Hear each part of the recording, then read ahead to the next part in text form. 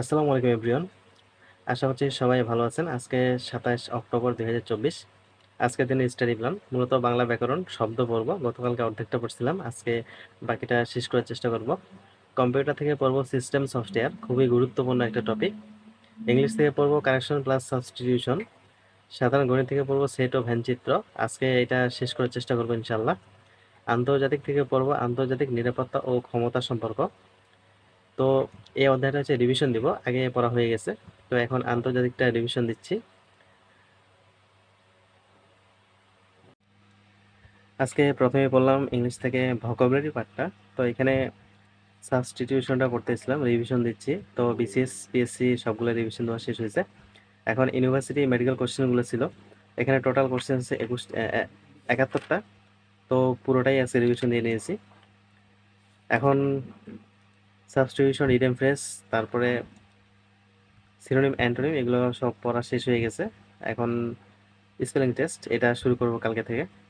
তো spelling test এখানে 1 2 3 4টা পাতা আছে, তো কালকে পড়বো 2টা পাতা।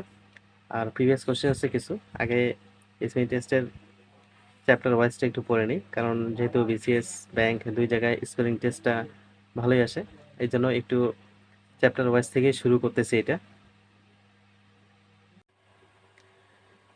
আজকে ইংলিশ গ্রামার থেকে পড়লাম কারেকশন অধ্যায়টা, মাস্টার বই থেকে পড়তেছি। মূলত মাস্টার বই থেকে 104 পর্যন্ত পড়া হয়ে গেছিল।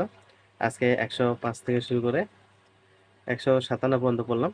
এখানে পড়লাম হচ্ছে 3টা পাতা, আর বাকি থাকলো 1টা 2টা, আর 3.5 পাতা বাকি আছে। তো এটা কালকে শেষ করে নেব ইনশাআল্লাহ। ইন্টারন্যাশনাল থেকে আন্তর্জাতিক নিরাপত্তা ও আন্তঃরাষ্ট্রীয় ক্ষমতা সম্পর্ক অধ্যায়টা রিভিশন দিচ্ছিলাম। গতকালকে স্নায়ুযুদ্ধ পর্যন্ত পড়ছি, আজকে স্নায়ুযুদ্ধোত্তর বিশ্ব এখান থেকে শুরু করছি। তো এখানে 9/11 এটা একটু বেশি গুরুত্বপূর্ণ। তারপরে সভ্যতার সংকট সম্পর্কে এখানে একটু বিস্তারিত আলোচনা দেওয়া আছে, এটা একটু দেখে নিলে হবে। এখান থেকে যদিও বিসিএসে প্রশ্ন আসেনি, তবে এখানে অনেক গুরুত্বপূর্ণ কিছু প্রশ্ন আছে, যে প্রশ্নগুলো মুখস্থ রাখতে হবে অল টাইম। তারপরে বিতর্কিত ভূখণ্ড, ইম্পর্টেন্ট একটা টপিক। এখানে কালাপানি, লিপু লেক, লিম্পিয়াধুরা এইটা, তারপরে জম্মু কাশ্মীর, এইগুলো সম্পর্কে একটু জানতে হবে। তারপরে ডোকলাম উপত্যকা, সাত-উল আরব, জলপথ, নাগানো কারাওয়াক, এই গোলান মালভূমি, এই বিষয়গুলো একটু জানা রাখতে হবে, কারণ এখান থেকে প্রশ্ন আসে। তো বিগত সালে এই টপিকটা থেকে 2টা প্রশ্ন আসছিল, সাথে প্রিভিয়াস প্রশ্ন আছে এখানে প্রায় 45টা। এখানে প্রিভিয়াস প্রশ্ন আসছে 3টা, 45তম বিসিএসে একটা প্রশ্ন আসছিল। তারপরে বিরাটপূর্ণ দ্বীপটা পড়লাম, একটা গুরুত্বপূর্ণ টপিক, যদিও বিসিএসে প্রশ্ন আসেনি। তারপর সীমারেখা, যেটা ব্যাংকের জন্য খুবই গুরুত্বপূর্ণ। বিসিএসে এই টপিকটা থেকে প্রশ্ন কেন জানি একটু কম আসে, কিন্তু ব্যাংক বা অন্যান্য জায়গায় এই টপিকটা থেকে ভালোই প্রশ্ন আসে। আজকে এই পর্যন্ত পড়ছি, কালকে গোয়েন্দা সংস্থা থেকে শুরু করব। আজকে কম্পিউটার থেকে পড়লাম সফটওয়্যার পার্ট বি। সফটওয়্যারের প্রথমে আছে এখানে সফটওয়্যারের পরিচিতি, এখানে বেসিক কিছু আলোচনা, এটা একটু দেখতে হবে অবশ্যই। তারপরে আছে সিস্টেম সফটওয়্যার। মূলত সফটওয়্যার 2 প্রকার, system software, application software. System software থেকে অনেক বেশি প্রশ্ন আসে, খুব বেশি গুরুত্বপূর্ণ, এটা যত বেশি গুরুত্ব দিয়ে পড়া যায় ততই ভালো।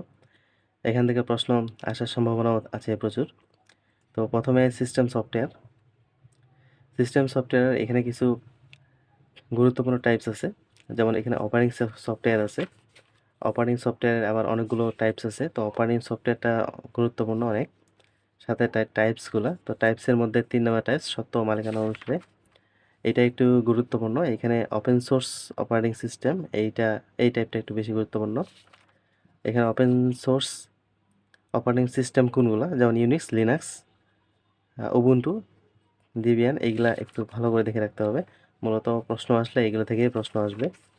তারপরে 5 নম্বর যে টাইপটা আছে, মেমোরি সংগঠন, বিভিন্ন প্রোগ্রাম চালানো এবং সেকেন্ডারি মেমোরির উপর নির্ভর করে প্রকারভেদ। এখানে multitasking OS, multiprogramming OS, multiprocessing OS, real time OS, এগুলো গুরুত্বপূর্ণ আছে, এগুলো একটু পড়ে রাখতে হবে ভালো করে। তারপরে আছে রাউন্ড রবিন, রাউন্ড রবিনটাও গুরুত্বপূর্ণ, এখান থেকে প্রশ্ন আসছিল। তারপরে আছে ব্লক চেইন। তারপরে জনপ্রিয় অপারেটিং সিস্টেম সমূহের পরিচিতি, এটা একটু ভালো করে দেখে রাখতে হবে। সর্বশেষ ভার্সন হচ্ছে উইন্ডোজ 11 উইন্ডোজ 11 উন্মুক্ত করা হয় 5 অক্টোবর 2021 সালে। তো 11টা একটু ভালো করে পড়ে রাখতে হবে। আর হচ্ছে প্রথম উইন্ডোজটা কত সালে হয়েছিল আর কত বিট, কত সালে আবিষ্কার হয়েছে প্লাস কত বিট।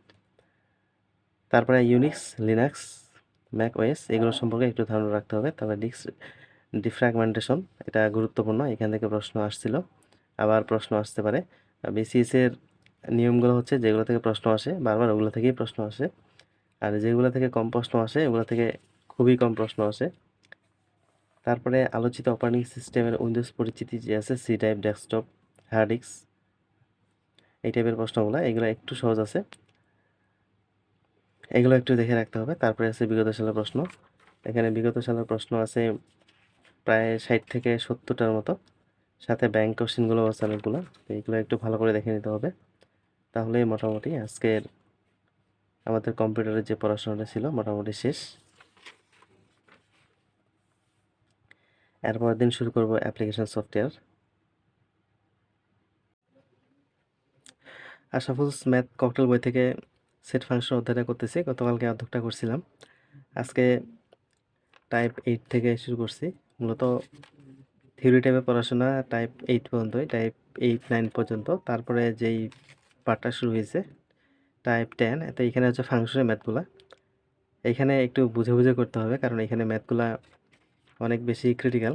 তো বুঝতে না পারলে এখানে ম্যাথ করাই অসম্ভব হয়ে যাবে। তো তারপরেও কিছু কিছু দাগ দিয়ে রাখছি, ম্যাথগুলোতে অনেকগুলা একটু সমস্যা।